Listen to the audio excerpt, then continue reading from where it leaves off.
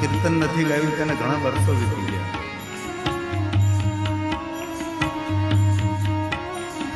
હે મહાદેવ, હે મહાદેવ, હે મહાદેવ.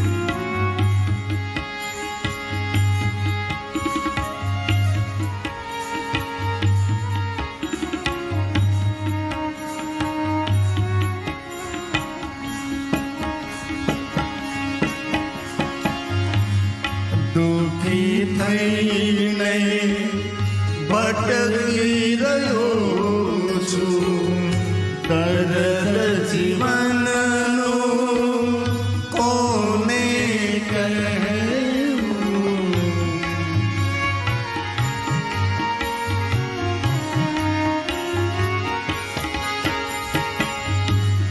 દુઃખી થઈને ભટકી રહ્યો છું, દર્દ જીવનનું કોને કહેવું. કામ ક્રોધ મોહ લોભ તજીને આવી રહ્યો છું તારા શરણે. દયા કરો સુખ જીવનનું પલ પલમાં મારું.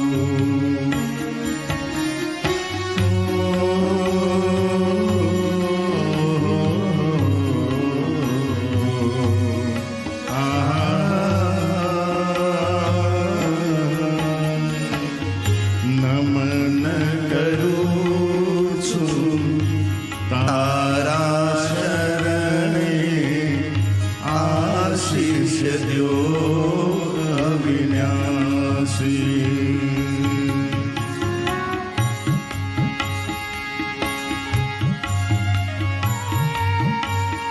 હે મહાદેવ, હે મહાદેવ.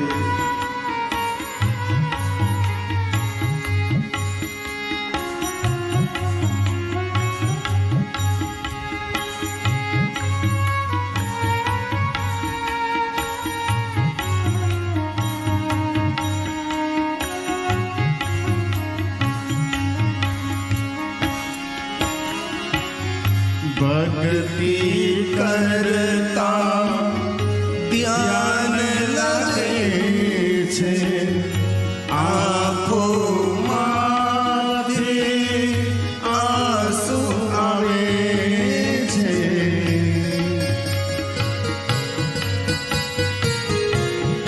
હે મહાદેવ. ભક્તિ કરતા ધ્યાન લાગે છે, આંખોમાંથી આંસુ આવે છે. અંતરમાં હું રાજી થઈને કૃપા કરો પ્રભુ, દર્શન આપે. જ્યોત જીવનની તમે પ્રગટાવો, જ્ઞાન દિયો અવિનાશી.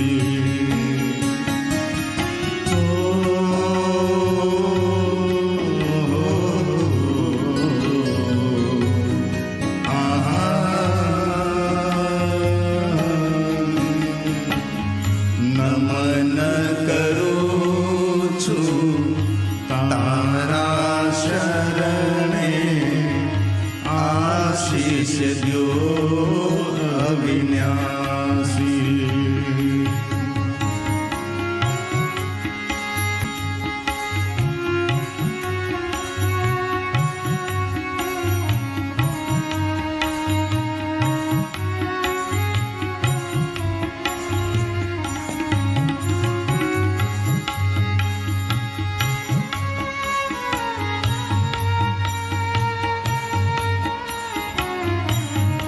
मन ही मन महादेव को याद करें।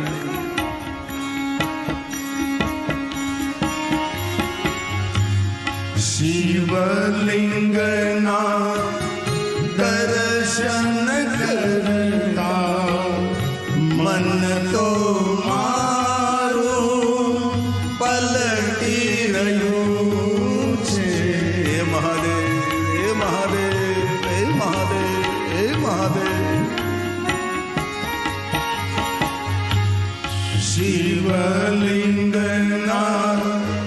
દર્શન કરતા મન તો મારું પલટી રહ્યું છે.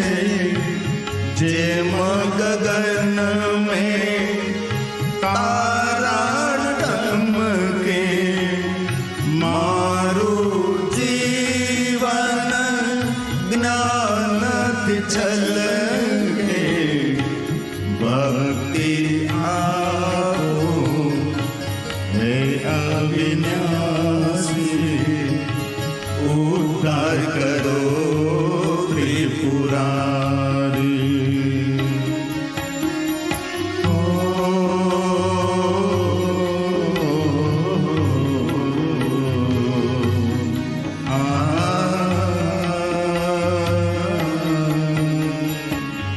નમન કરું છું તારા શરણે, આશીષ દ્યો અવિનાશી,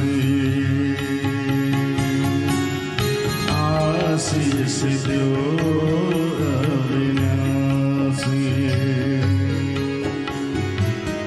આશીષ દ્યો અવિનાશી.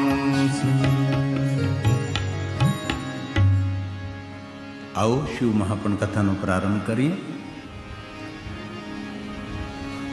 બ્રહ્મા નારદને કહે છે, નારદ, ભગવાન મહાદેવજીએ જગત હિત માટે, લોક કલ્યાણ માટે લૌકિક લીલાઓ કરી છે, જે સમાજને માર્ગદર્શન આપવા માટે. ગઈકાલે કથાનું શ્રવણ કર્યું આપણે. ભગવાન શિવ અને સતીનો સુંદર વિવાહ થયા. ત્યારબાદ ભગવાન શિવ અને સતીએ સુંદર વિચરણ કર્યું, વિહાર કર્યો છે. સુતપુરાણે પ્રયાગ તીર્થમાં કહે છે મહાત્માઓ, ભગવાન મહાદેવનું સુંદર ચરિત્રનું શ્રવણ કરવા માત્રથી મનુષ્ય માત્રનું સર્વ મંગલ થાય છે. પુણ્ય આપનારી કથા છે આ, મંગલ અને કલ્યાણ કરનારી કથા છે. બ્રહ્મા નારદને કહે કે નારદ, ભગવાન શિવને સુંદર વિચરણ કરતા હતા નદીના તટ પર, સાગરના તટે, ઘનઘોર જંગલમાં, પહાડોની કંદરામાં.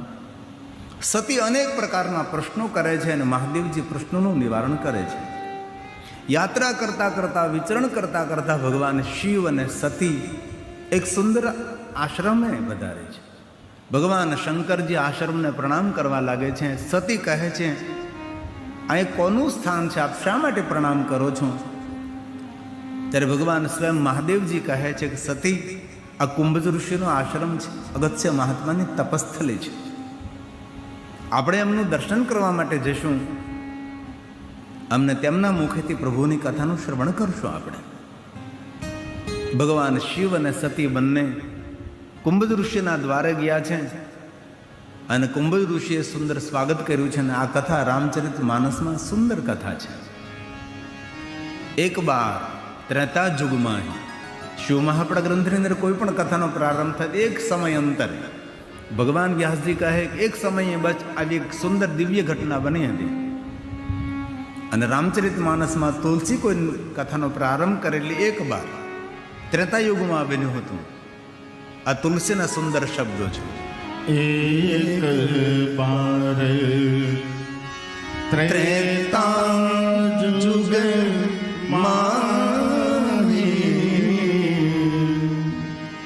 શંભો ગયે કુંભજ ઋષિ પાહી.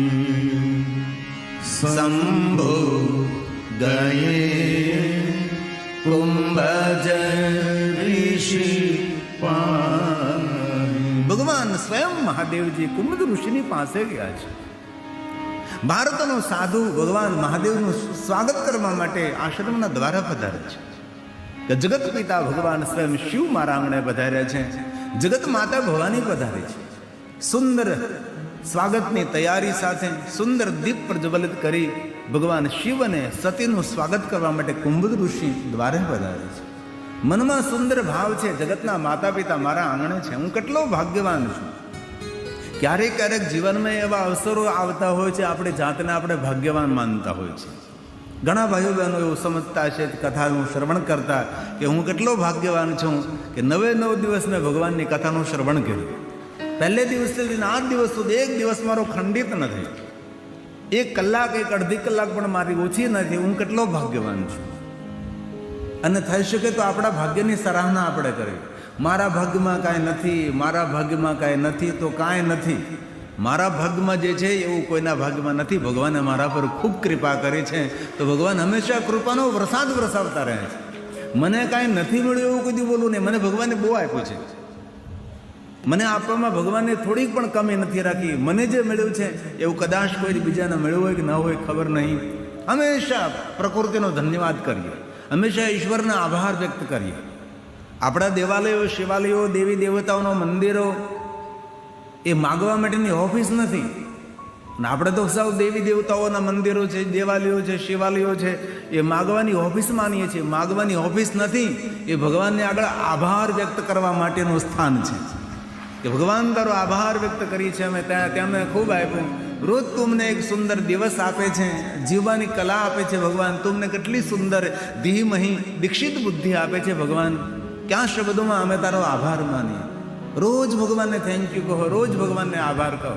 એટલા માટે આપણે દેવાલય જઈએ, એટલા માટે શિવાલય જાય છે, નહીં કે માગવા માટે. આપણને ક્યાં સમયે કઈ કઈ વસ્તુની જરૂર છે ભગવાનને બધી ખબર છે. અને દરેક મા બાપને ખબર હોય કે મારા બાળકને ક્યાં સમયે કઈ વસ્તુ મારે આપવી જોઈએ. આપણે જેમ જેમ યોગ્યતા થતી જાય તેમ તેમ ભગવાન આપણને આપતા જાય છે. આજે આપણું કેટલું અહોભાગ્ય કહેવાય. સપનામાં વિચાર્યું પણ ન હતું, મેં પણ નહીં વિચાર્યું હતું કે આટલી મોટી સંખ્યામાં દક્ષિણ ગુજરાતમાં ભાઈઓ બહેનો ભગવાન મહાદેવની કથાનું શ્રવણ કરશે. એ પણ મેં નહોતું વિચાર્યું કેટલું ભવ્યાતીત ભવ્ય દિવ્યાતીત દિવ્ય આયોજન શ્રી જયેશભાઈ અમૃતભાઈ પટેલ પરિવાર દ્વારા થશે. એટલી સુંદર ભોજન પ્રસાદની વ્યવસ્થા હશે અને સવારમાં એટલા મોટી સંખ્યામાં છેલ્લે દિવસે પણ ભક્તો મળવા આવશે, એ મને વિચાર્યું પણ ન હતું. પણ ભગવાનની આ કૃપા છે. અમને જયેશભાઈને એવું હતું, બ્રિજેશભાઈને, કે આજે છેલ્લો દિવસ છે એટલે બહુ ઓછી સંખ્યામાં હશે. પણ આટલી મોટી સંખ્યામાં સવારમાં સૌ ભાઈઓ બહેનો મળવા માટે, મળવાથી એક નિકટતા આવે, એક પરિચય થાય. હું એક છું, સામે અનેક છે. ઘણો સમય તમને ન આપી શકાય, ઘણાની પૂરી વાત પણ સાંભળી ન શકાય. પણ શું કરીએ? ભગવાનને પ્રાર્થના કરું તમારા માટે કે જે કાંઈ તમારા જીવનમાં અડચણ હોય, જે કાંઈ જીવનમાં કાંઈ પ્રોબ્લેમ હોય, દરેક જીવનમાં હોય છે. કોઈ દુનિયાની નદી સીધી નથી ચાલતી, બધી નદીઓ ટેઢી બાળી ચાલે છે. જીવન પણ એક નદી જેવું છે. તો ભગવાન મહાદેવને પ્રાર્થના કરું કે આપના જીવનમાં જે કાંઈ તકલીફો હોય દૂર થાય.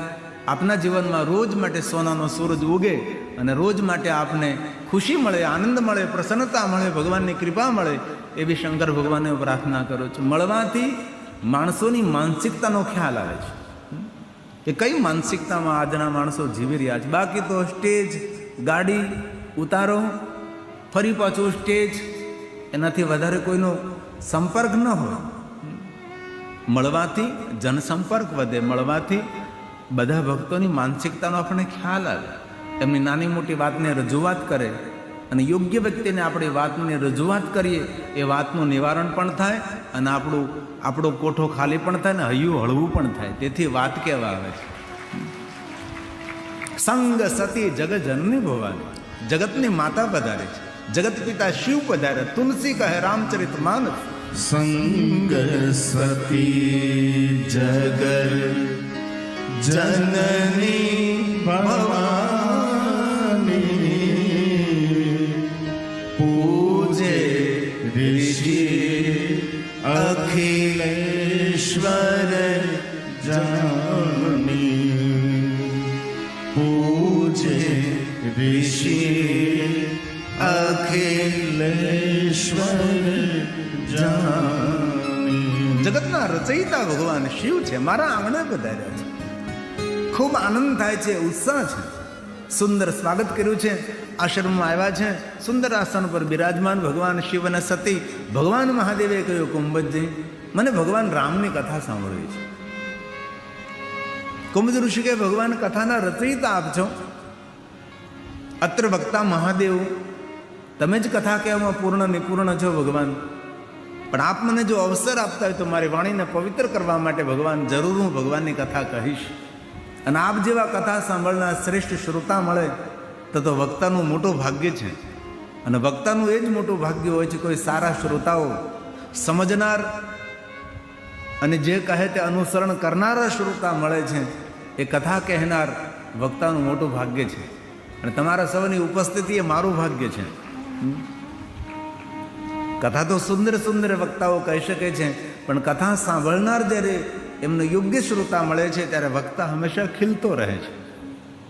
અને ભગવાનની કૃપા તો એ રહી કે પહેલે દિવસે તે આજ સુધી એક પણ દિવસ આપણો કોઈ પણ પ્રકારે ડિસ્ટર્બ ન થયો. અને સાંગો પાંગ ભગવાન મહાદેવની કથા આપણે 9મે દિવસે કરી રહ્યા છીએ. અને એ પણ મને જયેશભાઈની અપેક્ષા નહીં હતી કે આપણે 9મા દિવસે આટલી મોટી સંખ્યામાં ભાઈઓ બહેનો વડીલો તમે ઉપસ્થિત રહેશો. પણ આપ સૌની ઉપસ્થિતિને બહુ હૃદયથી હું પ્રણામ કરું છું, હૃદયથી બિરદાવું છું. આપ સૌની ઉપસ્થિતિ કથા મંડપની દિવ્યતા છે, કથા મંડપની શોભા છે, કથા મંડપની સુંદરતા છે. અને તમે સૌએ ઉપસ્થિતિને કથા મંડપની સુંદરતા જેવી વધારી એવી સુંદરતા મારા મહાદેવજી આપને આપના પરિવારને વધારે એવી શંકર ભગવાનને હૃદયથી હું પ્રાર્થના કરું છું. આ યજ્ઞ છે આપણો, 9 દિવસનો યજ્ઞ કર્યો, ભગવાનનું નામ લીધું, કેટલું કેટલું સાંભળ્યું આપણે, જીવનમાં કેટલું કેટલું આપણે હવે અનુસરણ કરીએ એ આપણા ઉપર આધાર છે. કુંભજ ઋષિ કહે છે, પ્રભુ સાંભળો, હું તમને કથા કહું. એક પછી એક પ્રસંગનું સુંદર વર્ણન કરવા લાગ્યા છે કુંભજ ઋષિ. અને ભગવાન મહાદેવજી બહુ જ આદર અને ધ્યાનપૂર્વક ભગવાનની કથાનું શ્રવણ કર્યું છે. અને કથાનું શ્રવણ કરતા તુલસીએ કહ્યું છે કે ભગવાન મહાદેવ કહે છે, સુખ નહીં પરમ સુખની અનુભૂતિ થવા લાગે છે. ભગવાનની કથા સુખ ના આપે, પરમ સુખ આપે, જે સુખનો કોઈ વિરામ ન હોય, જે સુખનું કોઈ વર્ણન ન કરી શકે. અને માણસનો સ્વભાવ છે સુખ શોધવા માટે ખોટી જગ્યાએ ભટકે રહ્યો છે. બહુ દુઃખી હોય તો માણસ એ દુઃખમાંથી મુક્ત થવા માટે કોઈ બીડી પીવે, કોઈ બીજું ત્રીજું પીવે. દુઃખને ભૂલવા માટે કોઈ દીવ દમણ ગોવા પહોંચે, ખોટી જગ્યાએ પહોંચે છે. પણ બહુ હૃદયથી કહું છું, જીવનના અસહ્ય દુઃખો હોય, એ દુઃખોને ભૂલવા હોય તો ભગવાનનું ભજન કરું. તમારો ભજન રામ કો પાવે, જન્મ જન્મ કે દુઃખ બિસરાવે. ભગવાનનું ભજન કરવાથી જીવનના દરેક દુઃખો ભૂલાવા લાગે છે. તેથી ખૂબ ભજન કરજો, ખૂબ ભજન કરજો. ધીરે ધીરે ધીરે તમને પોતાને ખ્યાલ આવવા લાગશે કે ભજનનો કોઈ પ્રભાવ પડી રહ્યો છે. આપણા પર આપણી માનસિકતામાં કંઈ અસર થઈ રહી છે. હાલતા ચાલતા, બેસતા, ઉઠતા, ખાતા, પીતા, ઊંઘતા, જાગતા, ઘરમાં, વનમાં, શમશાનમાં, કોઈ પણ અવસ્થામાં, પવિત્ર અવસ્થામાં, અપવિત્ર અવસ્થામાં, બિસ્તર પર સૂતા સૂતા કોઈ પણ સમયે નિરંતર પરમાત્માનું ભજન કરો. જે તમારા ઈષ્ટ ભગવાન હોય, જેને તમે માનતા હો. હું તો મહાદેવની કથા કહું એટલે મહાદેવ માટે જ હું બોલતો રહું. પણ આપણા માટે રામ કાંઈ ઓછા નથી, કૃષ્ણ ભગવાન કંઈ કમ નથી. આપણા માટે દરેક દેવતાઓ આપણા માટે આદરણીય, પૂજ્ય છે, વંદનીય છે. આપને જે ભગવાન ઉપર પ્રેમ હોય એનું નિરંતર સ્મરણ કરો. હંમેશા આપણા જીવનનું કલ્યાણ થશે. આપણે કોઈને આગળ ફરિયાદ નહીં કરવી પડે. તેથી ભગવાનની કથા સુખની પરમ સુખ આપે છે. તુલસી કહે છે, રામચરિત માનસની સુંદર સુંદર ચોપાઈ છે, જગ પ્રસિદ્ધ છે. કથા પ્રેમી લોકોને કંઠસ્થ પણ હોય છે. રામ કથા, રામ કથા મુનિ બરજ બખાની, સુની મહેશ પરમ સુખ માની. કેટલી સુંદર વાત છે, બોલીએ સાથે. રામ કથા મુનિ બરજ બખાની, સુની મહેશ પરમ સુખ માની. શ્રી રામ, શ્રી રામ જય રામ, જય જય રામ. બોલીએ સાથે. શ્રી રામ જય રામ, જય જય રામ.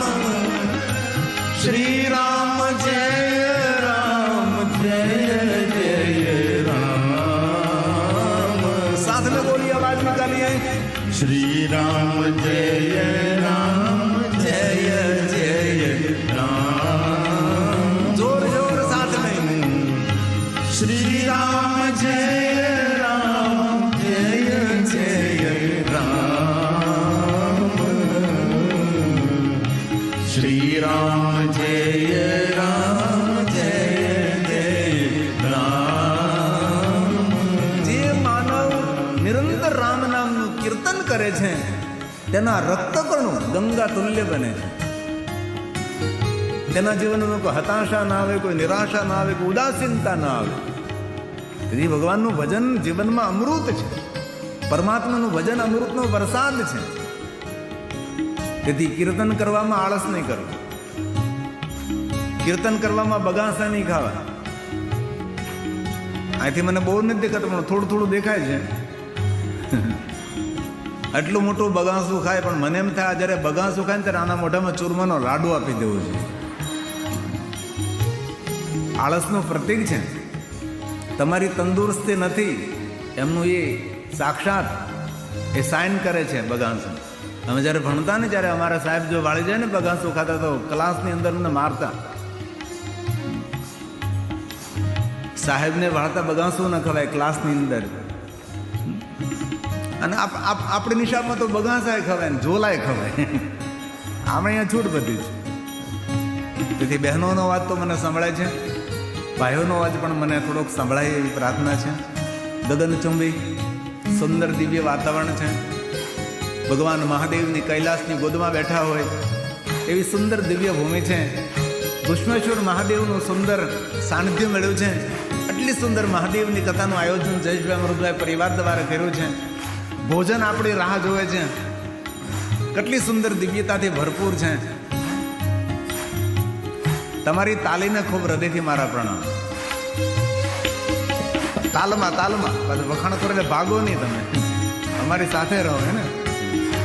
आइए भाव से और आदर के साथ श्री राम जय राम जय जय राम।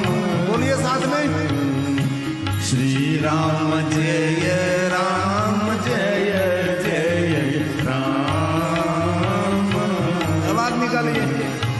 श्री राम जय राम जय जय राम। श्री राम जय राम जय जय राम। नमः शिवाय नमः शिवाय ओम नमः शिवाय। सागर धन्यवाद बेटा। हर हर बोले नमः शिवाय। बोलिए साथ में नमः शिवाय ओम नमः शिवाय।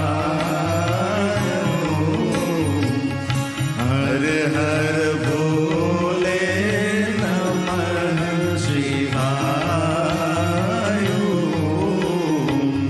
हर हर बोले नमः शिवाय। हर हर बोले नमः शिवाय। ઋષિએ કથા કહી છે, મહાદેવજી કથાનું શ્રવણ કર્યું છે અને કથા પૂર્ણ થયા બાદ ભગવાન મહાદેવજી કુંભજ ઋષિને પૂછવે છે કે તમારે શું જોઈએ છે?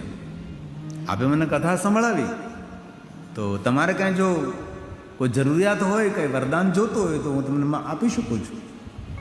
ઋષિને પૂછવું છે કે તમારે શું જોઈએ છે. હવે પૂછ્યા વગર કાંઈ આપે અને એમને ઉપયોગી ન હોય તો.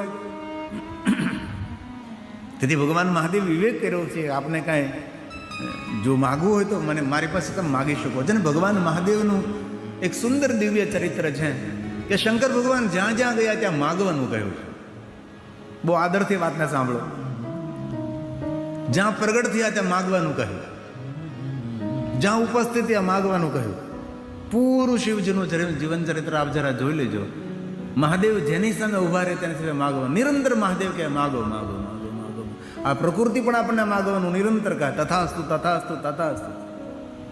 કણ કણ બોલે તથાસ્તુ, વૃક્ષના પર્ણ બોલે તથાસ્તુ, ગગન બોલે અગન બોલે, આકાશ બોલે, પાતાલ બોલે, સરિતા સમંદર બોલે, ફૂલ બોલે, ફૂલો કી સુગંધ બોલે, માગો માગો તથાસ્તુ તથાસ્તુ. તેથી સારો વિચારજો. નિરંતર ભગવાન કહે તથાસ્તુ, આપ જે વિચારો એ થાય, આપ જે બોલો એ જ થાય. એવું ભગવાન નિરંતર કહે છે. તમે જે વિચારો એ થાય, તમે જે બોલો એ થાય. તેથી આજથી આપણે સૌએ દ્રઢ સંકલ્પ લેવાનો છે. કોઈ નબળો વિચાર નહીં, કોઈ નબળી વાત નહીં, કોઈ નબળો શબ્દ મુખમાં નહીં. અને ભૂલથી ગાળી તો બોલવાની જ નથી, ભૂલથી પણ નહીં બોલવાની. કે દક્ષિણ ગુજરાતમાં ઘણા લોકોને આદત છે વાતમાં ગાળ બોલે, રમતા રમતા ગાળ. ભાઈઓ તો ઠીક છે, બહેનો ઠપકારે. આવું હોય, આવી આપણી ભાષા હોય.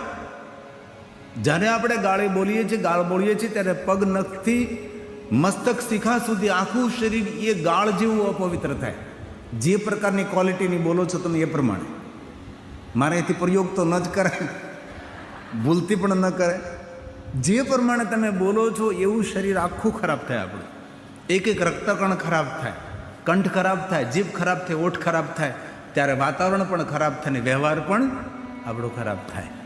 તેથી આજથી દ્રઢ સંકલ્પ કરવાનો છે. પાક્કું? હા કે ના? હા. એક પણ ગાળી નહીં બોલવાનું. સામેનો માણસ ભલે બોલે, આપણે નહીં બોલવાનું. એક ગાળ બોલીએ, જે પ્રકારની બોલો એ પ્રમાણે આખું શરીર આપણું ગંદુ થાય. અને એક રામનું નામ કે એક શિવનું નામ બોલો તો શિવતુલ્ય આપણું પૂરું શરીર નિર્માણ થાય. રક્તકાંડ, અણુ અણુ, એક એક રૂવાડું. તેથી મહાદેવ નિરંતર કહે તથાસ્તુ તથાસ્તુ તથાસ્તુ. આપ કહો એમ જ થશે, આપ કહો તેમ જ થશે. તેથી સારું વિચારવું, સારું બોલવું. તેથી મહાદેવનું સુંદર ચરિત્ર છે કે મહાદેવ હંમેશા સૌને કહે માગો માગો માગો માગો. ધ્યાન દીજીએ, માગો માગો માગો માગો. પણ પૂરા શિવજીના ચરિત્રમાં એક પણ કથા એવી નથી કે ભગવાન મહાદેવે કોઈની પાસે કહ્યું મને કંઈક આપો. એક પણ કથા તમને એવી નહીં મળે કે ભગવાન મહાદેવ કોઈ પાસે માગવા ગયો. વિશ્વના દેવતાઓ ભગવાન મહાદેવ પાસે માગવા આવે છે, પણ મહાદેવ કોઈ પાસે માગવા ગયો નથી. જે બીજા પાસે માગે નહીં એ જ હંમેશા મોટો થઈને પૂજાય છે. બીજા પાસે માગવાથી આપણે બહુ નાના દેખાય.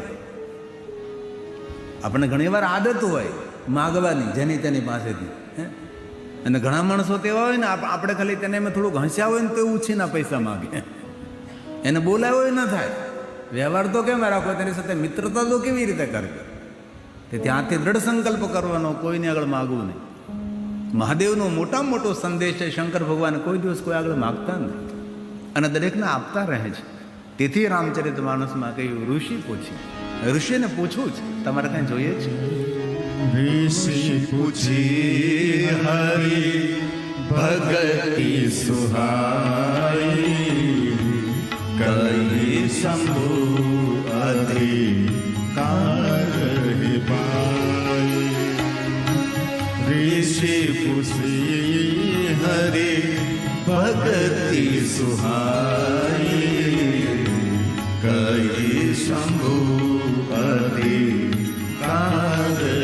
पाई. ऋषि पूछे हरि भगति सुहाई, कई शंभु अधिकार पाई. ऋषि पूछे हरि भगति सुहाई, कई शंभु अधिकार पाई. ऋषि पूछी हरि भगति सुहाई, कई शंभु